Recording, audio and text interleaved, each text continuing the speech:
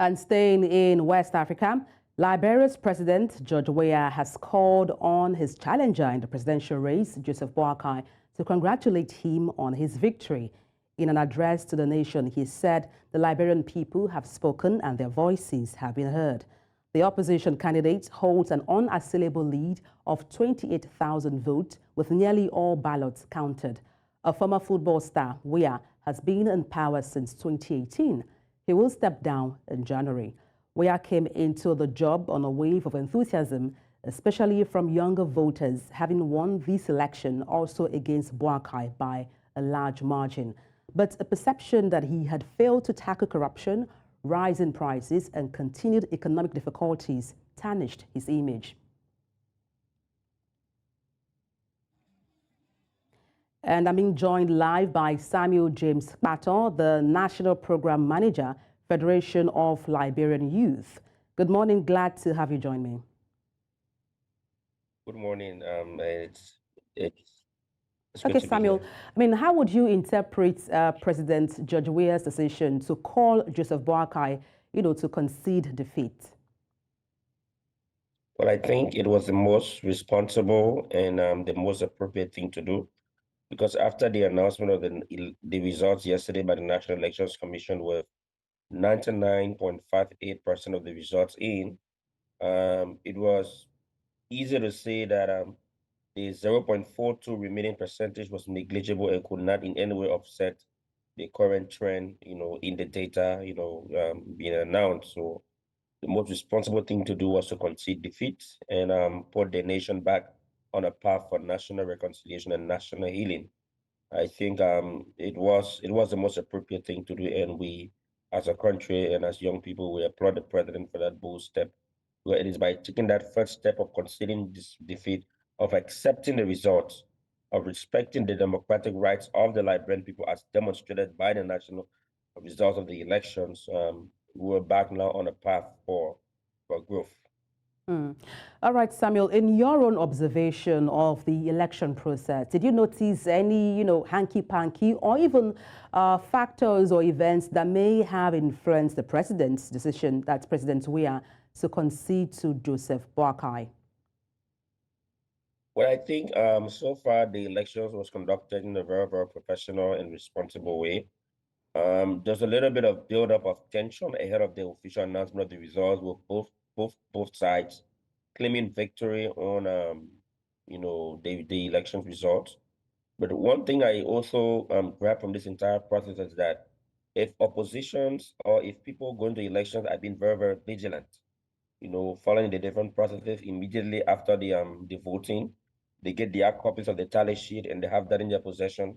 And I think that's one thing that greatly contributed to the victory of the opposition, because immediately after the elections, the first round of elections, in the second round, they put more security measures in place to protect their votes.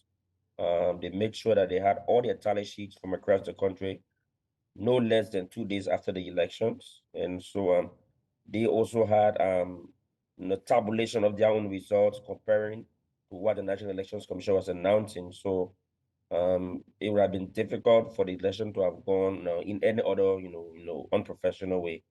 But I think there are a lot of lessons to learn from here. And this is a path for the improvement of elections, or electioneering activities, even in Liberia, for the not too distant future. I think a lot of countries in Africa can learn from Liberia's example of knowing that when it's time for you to transition, a peaceful transition should be one and only option, and that in order to preserve the peace and allow the next government that's coming to have a peaceful transition, one must accept the results.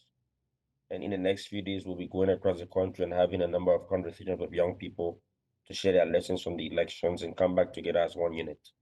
All right, Samuel, how do you think the concession call contributes to the overall perception of the electoral process and also the democratic transition in Liberia?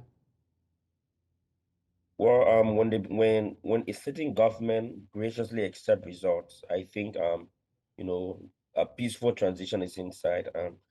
The fact that you, the leader of the party, and not just that, but a sitting government, with all the security at your disposal and all the state resources at your disposal.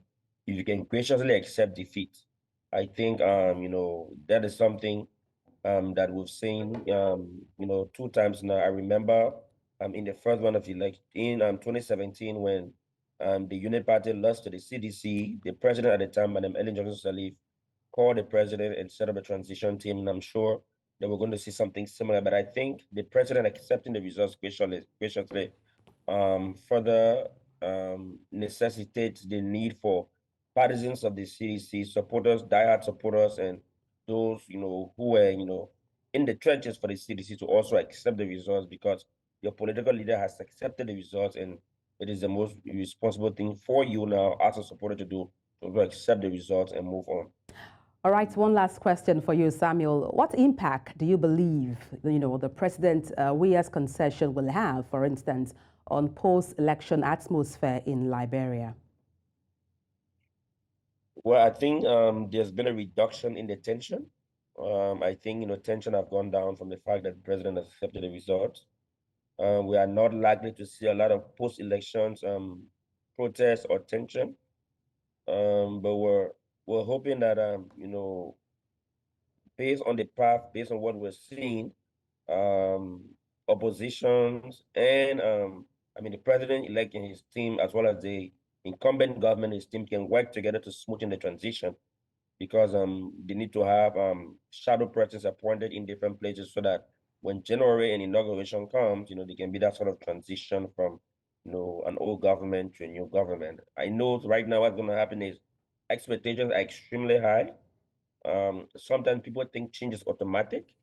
So the fact that we've elected this person to this office or to this position, it means that once they come to power, automatically things should get better. So expectations are going to be very, very high, and the ruling government now is going to be an opposition now. So there are a number of different things to watch out for. For us, we're going to be very, very observant until inauguration. We're going to see how the entire thing plays out, and we're going to continue calling for peace and restraint. And we know that right now, even though the president has conceded, the other representative and senatorial candidates who contested and lost and challenged the election results, the hearing officers across the country will still be hearing those cases. But from a national point of view, I think there's going to be less tension now that the president has considered defeat. We'll be watching out for things that are, not, semblance of peace, and cautioning Liberians, to stay away from trouble. All right, thank you so much for your time on the news. Samuel James Kpartor, National Program Manager, Federation of Liberian Youth, and congratulations to Liberians on a successful election. Thank you for your time. Thank you. Thank you.